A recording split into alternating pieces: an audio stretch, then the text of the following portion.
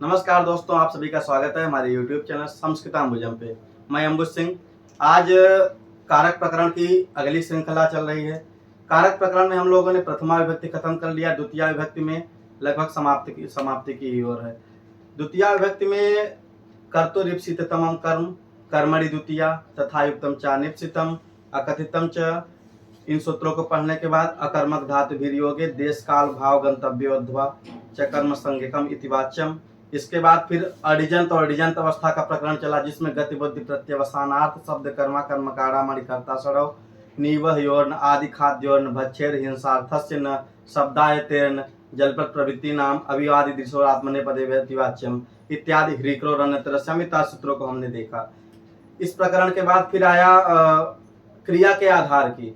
क्रिया के आधार को हम लोग जानते थे कि क्रिया का आधार होगा, कोई भी क्रिया कर रहे हैं, चलने की क्रिया कर रहे हैं, उसका जो आधार होगा वहां पे हम अधिकरण का प्रयोग करेंगे, आधारो अधिकरणम सूत्र से। और अधिकरण में सप्तम अधिकरणे च से अधिकरण में सप्तमी विभक्ति का प्रयोग करेंगे। लेकिन यहाँ पे 3-4 सूत्र अपवाद स्वरूप मिल जाते हैं जो क्रिया के आधार की अधिकरण संज्ञा न करके कर्म संज्ञा का विधान करते हैं, जिसमें अधिसिंह स्था साम कर्म अभिनिवेश उपानवध्यांगवश और अभिक्तर्थस्य न। अगर उपवास करने के अर्थ में आएगा तो बने उपवसत, वहां पे अधिकरण करके सप्तमी विभक्ति का प्रयोग करेंगे। इसके बाद हम लोगों ने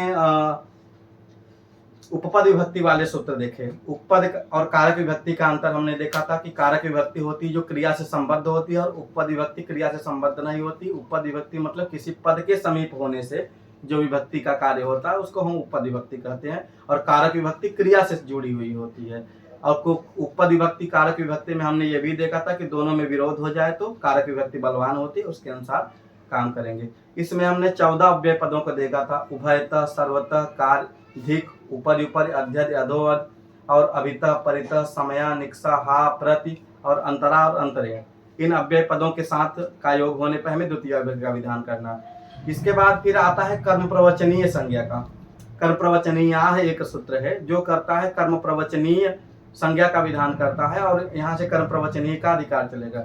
तो जहाँ पे कर्म प्रवचनीय संज्ञा होगी वहाँ 3 विभक्तियों का निर्देश होता है, एक द्वितीया, एक पंचमी और एक सप्तमी।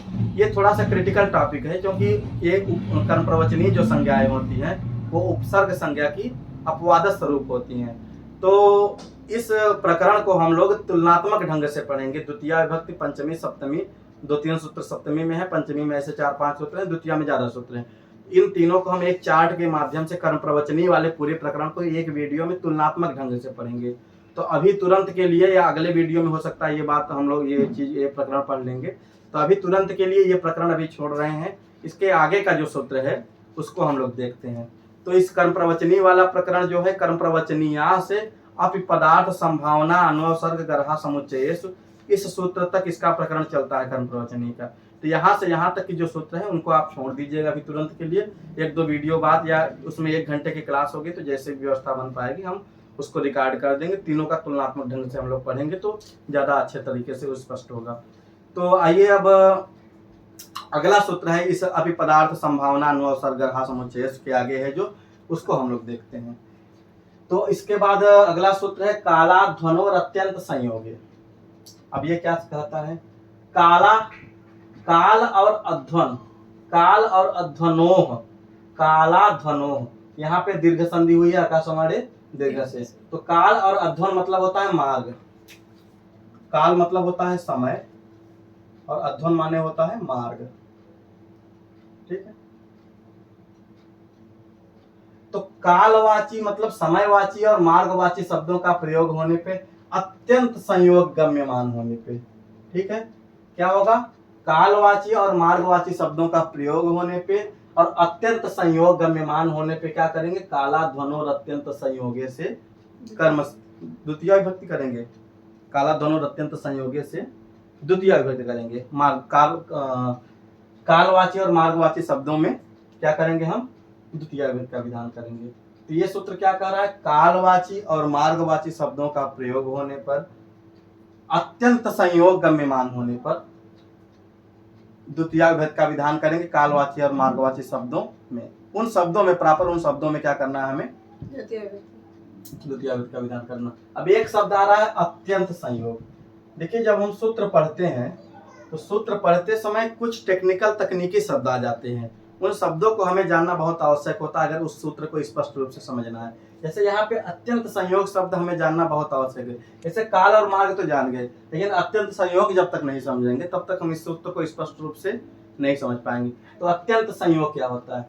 देखिए, जैसे अत्यंत संयोग क्या है, जैसे हम यहाँ से ये मार्कर चला रहे हैं, ठीक है, ये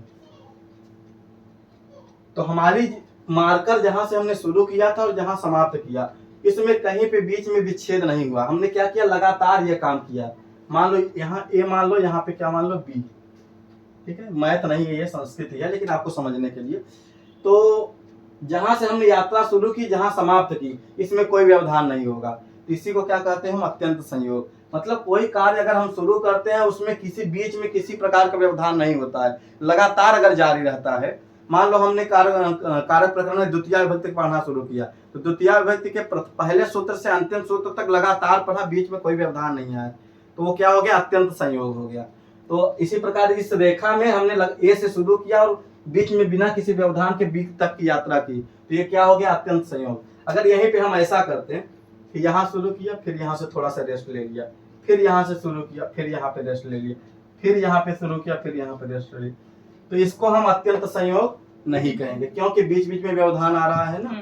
तो अत्यंत संयोग स्पष्ट होगा कि कोई भी कार्य अगर हम शुरू करते हैं वो लगातार जारी रहे समाप्ति पर्यंत, तो उसको हम क्या कहेंगे, अत्यंत संयोग। तो कालवाची या समयवाची और मार्गवाची शब्दों का प्रयोग होने पे और अत्यंत संयोग गम्यमान होने पे कालवाची और मार्गवाची शब्दों से द्वितीय विभक्ति का विधान करेंगे। ठीक है, बात स्पष्ट है? कुत्तों की आवाज भी आ रही हो तो उससे आप लोग विचलित नहीं होंगे। ठीक, रोक दो कुछ देर। ठीक है, तो अत्यंत संयोग गम्यमान होने पे कालवाची और मार्गवाची शब्दों से हम क्या करेंगे, द्वितीय विभक्ति का विधान करेंगे। भाई आइए बात ये उदाहरण से स्पष्ट करते हैं। अत्यंत संयोग ध्यान में रखिएगा क्या होता है। उदाहरण,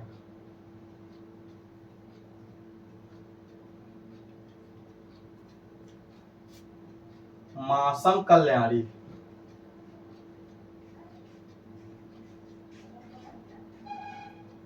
ठीक है, मासम कल्याणी, मासम अधीते, मासम अधीते, मासम गुणधाना, क्या है, मासम गुणाधाना, गुणा की गुण, गुणधाना, चलो हो गया, बात समझ लो, बहुत शब्दों पे लगा। मासम गुणधाना, ठीक है, तो क्या हो गया, मास मतलब महीना, तो महीना एक समय है या काल है ना। तो महीने भर कल्याणकारी, किसी कोई व्यक्ति है, किसी का जीवन चल रहा है, तो महीने भर बहुत खुशी खुशी उसका बीता, बीच में कोई दुख नहीं आया, तो अत्यंत संयोग रहा कि नहीं, किसका, कल्याणकार का, कल्याणकारी उसका अत्यंत संयोग रहा। तो ऐसी बात होने पे क्या करेंगे हम, द्वितीय विभक्ति। तो मासम में क्या हो गया, द्वितीय विभक्ति। हमें द्वितीय विभक्ति का विधान कहाँ करना है, कालवाची या मार्गवाची शब्दों में प्राप्त करना है। ठीक है, तो ये बात ध्यान रखना। तो मासम कल्याणी, मासम आदि महीने भर पढ़ता रहा, बीच में रुका नहीं। मासम गुणधाना, महीने भर गुण और ध्यान से युक्त। इस तरीके से जब वाक्य आएंगे तो ये कालवाची में हो जाएगा तुम्हारा द्वितीय विभक्ति। इसी प्रकार मार्गवाची में देखें क्या उदाहरण है, गुड़ और लावा, क्रोशम अधीते, क्रोशम कुटिला नदी, क्रोशम कुटिला नदी,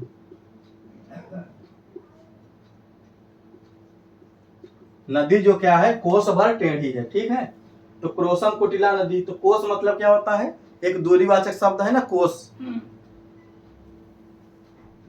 कोस, कोस पर पानी बदले, चार कोस पर वाणी, ये है ना कहो। तो कोस मतलब एक दूरी का वाचक है, 3.5 किलोमीटर लगभग होता है। इसमें बहुत एग्जैक्ट नहीं पता, लेकिन मोटा मोटा यही पता है। तो क्रोशम कुटिला नदी, कोस भर क्या है, नदी टेढ़ी है। तो कोस शब्द का प्रयोग होने पे काला धन और अत्यंत संयोग से क्या होगा, क्रोशम में द्वितीय विभक्ति हो जाएगी। ठीक है, अगर कोस भर मतलब कि ऐसे ऐसे है, बीच में कहीं सीधी नहीं है, अगर कहीं बीच में सीधी हो जाती तो अत्यंत संयोग नहीं रहता, तो वहां पे फिर दूसरी बात आ जाती। इसके बाद क्या है, क्रोशम अधीते,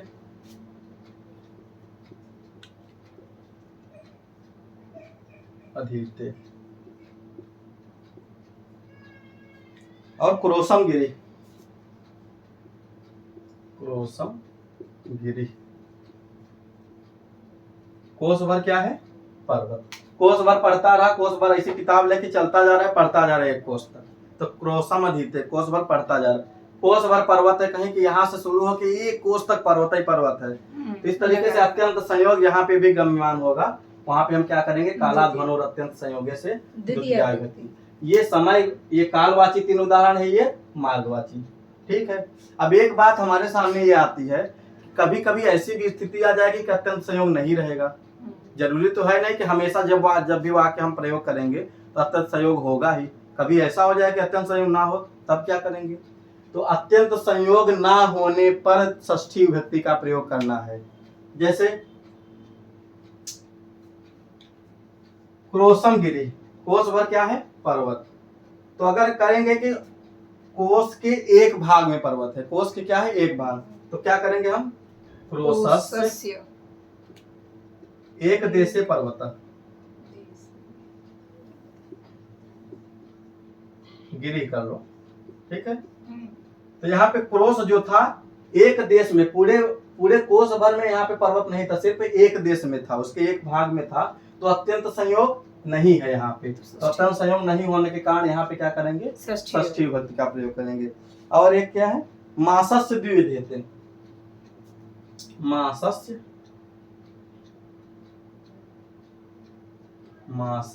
द्विअधीते, द्विअधीते,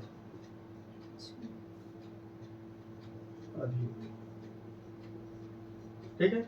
मास में 2 बार पढ़ता है, तो यहाँ पे क्या था? मासम अधीते, मतलब महीने भर पढ़ता रहा, लेकिन महीने में 2 बार पढ़ रहा है 15-15 दिन पे। तो अगर जब यहाँ पे भी क्या है? पढ़ने की जो क्रिया की जा रही है उसमें अत्यंत संयोग नहीं है, विच्छेद बीच में हो जा रहा है, पढ़ने की क्रिया लगातार नहीं हो रही है। तो अत्यंत संयोग नहीं होने पे यहाँ मासम जो कालवाची शब्द था, यहाँ पे हम द्वितीय न करके क्या कर देंगे? षष्ठी। तो काला दोनों अत्यंत संयोगे से स्पष्ट हुआ कि कालवाची मार्गवाची शब्दों से हम द्वितीय विभक्ति का विधान करेंगे। कब? जब अत्यंत संयोग हो जाए। अत्यंत संयोग नहीं होगा तो कालवाची मार्गवाची शब्दों से षष्ठी विभक्ति का विधान करेंगे। ये बात स्पष्ट है। तो इसमें बस यही है, काला दोनों अत्यंत संयोगे से। इसी के बाद भी तृतीय विभक्ति जब हम लोग शुरू करेंगे तो वहां पे एक सूत्र आएगा अपवर्गीय तृतीया, उसकी थोड़ी सी भूमिका बता देते हैं, वहां पे चल के और स्पष्ट रूप से देखेंगे। अपवर्गीय तृतीया जो सूत्र आता है, क्या कहता है? अपवर्ग का मतलब होता है मोक्ष। कुछ दर्शनकार अपवर्ग का मतलब मोक्ष बताए हैं। तो मोक्ष का मतलब होता है फल, जो क्रिया कर रहे हैं उसका हमें फल मिल जाए, जीवन जी रहे हैं हमारा फल मिल जाए, कि हमें मोक्ष की प्राप्ति हो जाए। तो अपवर्गीय तृतीया कहता है कि कालवाची मार्गवाची शब्दों का विधान होने पर अगर फल की प्राप्ति दिखाई दे, ठीक है, जैसे महीने भर पढ़ता रहा लेकिन ये नहीं हुआ कि क्या पढ़ा, फल नहीं दिख रहा है, यहाँ पे सिर्फ एक क्रिया दिखाई जा रही है कि महीने भर पढ़ता रहा। तो अपवर्गीय तृतीया कहता है कि काला ध्वनो अत्यंत संयोगी, मतलब कालवाची मार्गवाची शब्दों में अत्यंत संयोग गम्यमान होने पर फल की प्राप्ति अगर दिख जाए आपको, तो वहां पे अपवर्गीय तृतीया से तृतीया विभक्ति का विधान करेंगे, तब ये काला ध्वनो अत्यंत संयोगी का भी बात हो जाएगा। ठीक है। तो फल की प्राप्ति, जैसे हमने कहा मासम अधीते हैं, इसका जब फल की प्राप्ति कर रहे हैं महीने भर लगातार, हाँ, महीने भर लगातार पढ़ता रहा और मासम अधीते, तो महीने भर पढ़ता रहा और जो भी पढ़ता रहा उसका अध्ययन कर लिया। जैसे महीने भर पढ़ता रहा और अनुवाद का अध्ययन कर लिया, तो अनुवाद का अध्ययन कर लिया, ये उसकी फल की प्राप्ति दिखाई जा रही है। तो वहां पे देखिए उदाहरण क्या बनता है, अपवर्गीय तृतीया, हाँ, अहना अनुवाको अधीत या क्रोसेन अनुवाको अधीत, क्या बन रहा है? क्रोसेन अनुवाको अधीत। तो कोश भर में अनुवाक या अनुवाद या जो भी कर लो, कुछ जो पढ़ रहा था वो क्या कर लिया? पढ़ डाला। ठीक है। तो कोश भर में पढ़ डाला, तो क्रोसेन में यहाँ पे काला दोनों अत्यंत संयोगी से द्वितीया न होके क्या हो जा रही है? तृतीया हो जा रही है। किससे? अपवर्गीय तृतीया से, क्योंकि उसके अनुवाद पढ़ने का फल यहाँ पे हमें दिख गया। ठीक है। तो 3 बातें हो गई। क्या? काला दोनों अत्यंत संयोगी कहता है कि कालवाची और मार्गवाची शब्दों का प्रयोग होने पर अत्यंत संयोग गम्यमान होने पे हमें द्वितीय विभक्ति का विधान करना है। कहता है अत्यंत संयोग ना हो तो क्या करेंगे? तो कहा कि अगर अत्यंत संयोग ना हो तो वहां पे क्या करना? षष्ठी कर देना। मासस्य द्विअधीते या क्रोसे एक देशे पर्वत, क्रोसम एक देशे पर्वत, क्रोसस्य एक देशे पर्वत। ठीक है। तो अत्यंत संयोग ना होने पे षष्ठी। एक बात ये आ गई कि मान लो महीने पर पढ़ता तो रहा, लेकिन अगर फल की प्राप्ति दिख जाए तो कहता है कि अगर फल की प्राप्ति दिख जाए तो अपवर्गीय तृतीया से वहां पे तृतीया का विधान कर लेना। तो द्वितीया तृतीया षष्ठी हो रही है। द्वितीया के लिए कालवाची मार्गवाची शब्दों का अत्यंत संयोग गम्यमान होना चाहिए, षष्ठी के लिए अत्यंत संयोग नहीं रहना चाहिए, और तृतीया के लिए फल की प्राप्ति दिखना चाहिए। ये 3 शर्तें बहुत स्पष्ट है, कहाँ पे द्वितीया होगी, कहाँ पे तृतीया, कहाँ पे षष्ठी। ठीक है, तो मेरे हिसाब से ये बात आपको स्पष्ट हो गई होगी। तो अपवर्गीय तृतीया हम तृतीया व्यक्ति जब शुरू करेंगे तो वहां पे भी फिर से देखेंगे, उसके लिए परेशान ना हो। तो आज के लिए इतना ही। उम्मीद करता हूँ ये सूत्र स्पष्ट हो गया। जो समस्या होगी आप कमेंट के माध्यम से हमारे तक बात पहुंचा सकते हैं। बहुत बहुत धन्यवाद।